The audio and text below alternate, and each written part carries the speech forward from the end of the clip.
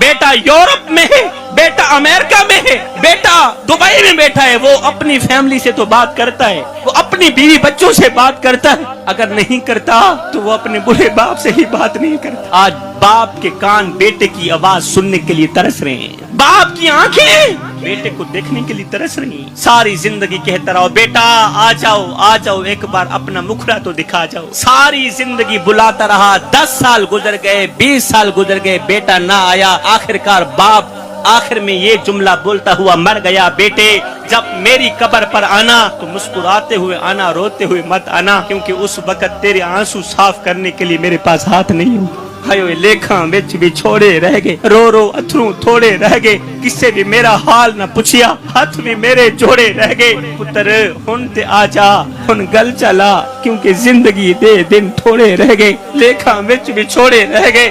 ہجر تیرا جے پانی منگے تے میں خونے نہ دے کینا، جی کر دے تینو کول بٹھا کے درد پرانے چھیڑاں، لے او یار حوالے رب دے تے میلے 4 دناں دے، اس دن عید مبارک ہوشی جس دن پھر ملانگے۔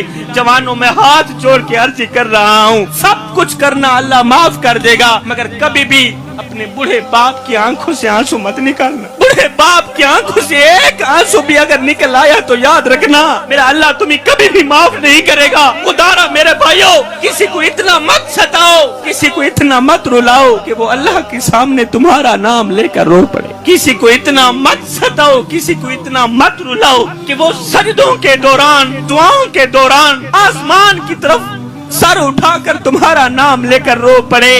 اگر وہ تمہارا نام لے کر رو پڑا تو یاد رکھنا تمہارے لیے بہت بڑا مسئلہ بن جائے گا، تم بہت بڑی بلا کے منہ میں آ جاؤ گے، تم بہت بڑی مصیبت کے منہ میں آ جاؤ گے۔ آئیو جی میں کو آن روایا ہے، ایویں میں مانگوں پل پل رو سے، ایک واری رو کے تھک پوسیں، ول دل ڈکسیا ول ول رو سے، انہاں ڈکھڑے آن منڈے سے کوئی تو لا کندھیاں کو گل رو سے، بس شاکر فرق میاد دہے میں اج رونا تو کل رو سے۔ کیونکہ رلانے والوں کو رونا پڑتا ہے، کسی کو دکھ دے کر، کسی کو درد دے کر، کسی کو غم دے کر۔ تجھے کیا لگتا ہے کہ تو ساری زندگی ایسے ہی مسکراتا رہے گا؟